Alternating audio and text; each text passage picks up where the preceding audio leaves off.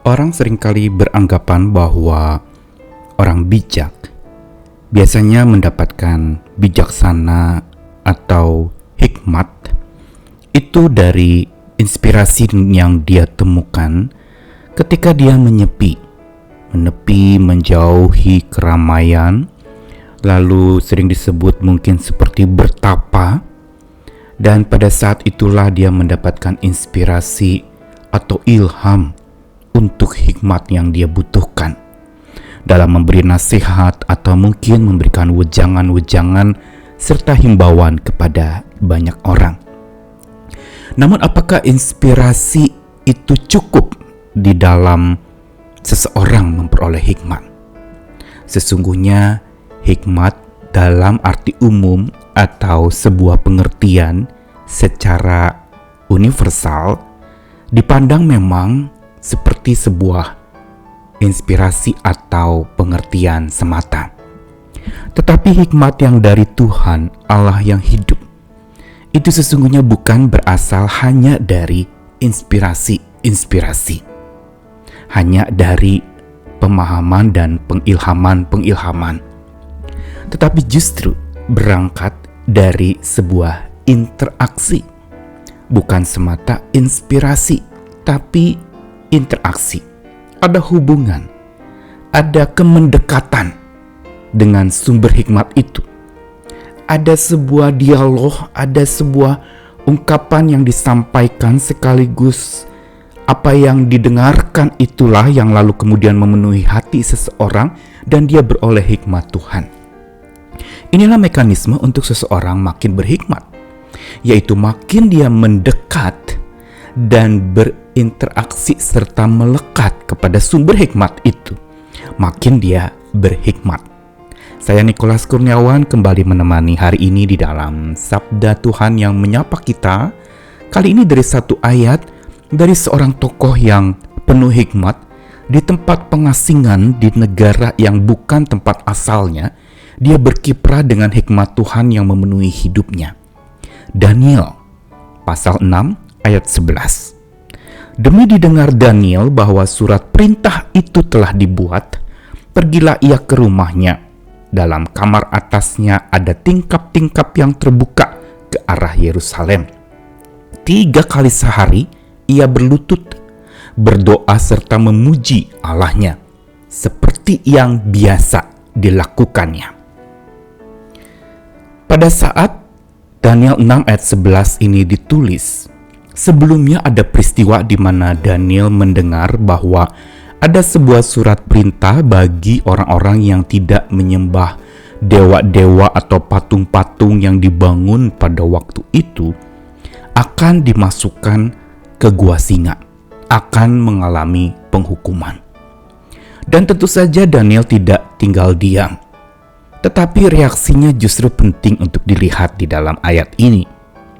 Demi didengar Daniel tentang surat itu yang telah dibuat, maka perhatikan bahwa Daniel tidak lalu kemudian protes dan melakukan sebuah gerakan aksi menolak surat perintah itu dengan menggerakkan orang-orang atau menggerakkan massa untuk protes kepada surat itu atau membuat petisi, mengumpulkan tanda tangan sebanyak-banyaknya untuk supaya surat itu dibatalkan. Tapi yang dilakukan Daniel justru sebaliknya. Dia pergi ke rumahnya. Dia pulang bukan karena dia stres, bukan karena dia tertekan, bukan karena dia merasa lebih baik sudahlah biar saja yang terjadi terjadilah. Tapi justru dikatakan ketika ia pulang ke rumahnya, di kamar atasnya ada tingkap-tingkap terbuka ke arah Yerusalem dan 3 kali sehari ia berlutut, berdoa memuji Allah seperti yang biasa dilakukannya. Menarik sekali, Daniel itu justru tidak protes habis-habisan kepada serangan atau gempuran yang ingin menjatuhkan dirinya. Tetapi dia datang pertama-tama kepada Allahnya. Dia justru tahu sumber kekuatan dan hikmat yang ada di dalam dirinya itu berasal dari sumber utama hidup hikmatnya, yaitu Allahnya. Dan dikatakan di kamar itu Ada tingkap-tingkap yang terbuka ke arah Yerusalem, yang berarti kebiasaan orang-orang Yahudi atau Israel berdoa ke arah Yerusalem, kiblat mereka, ke kota suci itu, ke bait Allah yang kudus itu. Dan lalu kemudian dikatakan 3 kali sehari ia berlutut. Ini bukan berarti bicara makan obat seperti 3 kali sehari begitu, tetapi berarti satu waktu yang rutin yang memang dia sediakan secara khusus untuk dia berlutut, berdoa, dan memuji Allahnya. Dan dikatakan dengan sebuah tambahan kalimat seperti yang biasa dilakukannya. Berarti ini berupa sebuah kebiasaan yang Daniel sudah miliki, yang menyebabkan dia justru makin berhikmat di tengah-tengah kondisi dia terjepit dan dia sedang dicegat untuk lalu makin berkembang. Ketika dia ditekan dengan beban yang berat, ketika dia hendak dihambat untuk kiprahnya karena banyak orang yang iri kepadanya, tetapi Daniel justru tidak menyalahkan itu semua, dia tidak marah kepada itu semua, tapi dia berserah kepada Allahnya. Dan inilah ciri orang bijak. Kita tahu bagaimana Daniel bisa mengartikan mimpi raja pada waktu itu, dan kita lihat bagaimana kiprahnya, bagaimana tindakannya, bagaimana pengertiannya luar biasa pada waktu itu, padahal itu bukan tempat asalnya, bukan rumah asalnya, tapi dia justru hidup tidak asal-asalan di tempat di mana dia berhadapan dengan tekanan. Dia justru hidup dengan dekat kepada Allahnya. Dan makin mendekat dia, makin berhikmatlah ia. Menarik sekali, rahasianya hanya ada satu, yaitu dia mendekat dan bersekutu dengan Tuhannya. Bukan untuk mengisi waktu kosongnya. Bukan bila ada waktu kosong baru dia datang kepada Tuhan. Tapi dia kosongkan waktunya secara khusus. Berarti dia atur begitu rupa dengan jam berdoa yang dia sudah tentukan 3 kali sehari. Bukan bicara soal 3 atau berapa kali orang berdoa sebenarnya, tetapi bicara satu rutinitas atau kebiasaan yang dilakukan secara khusus. Berarti waktu itu sudah ditata begitu rupa oleh Daniel untuk dia pakai bersekutu dan berjumpa dengan Allahnya. Waktunya dia kosongkan secara khusus untuk kusuk mendekat dan bersekutu dengan Tuhan. Bukankah seringkali kita hanya menyediakan waktu lowong kita? Kita tidak melowongkan waktu kita untuk Tuhan. Ketika ada waktu baru kita datang kepada Tuhan. Ketika kita tertekan, ketika kita punya masalah berat, baru kita cari-cari Tuhan. Tetapi tidak lalu kemudian kita melakukan tindakan preventif untuk menghadapi masa depan yang berat itu dengan menyediakan waktu bersekutu dan mendekat dengan Tuhan. Inilah yang sebenarnya ciri orang yang berhikmat, dan bila ia mau berhikmat, dia harus terbiasa mendekat dan bersekutu dengan Tuhan.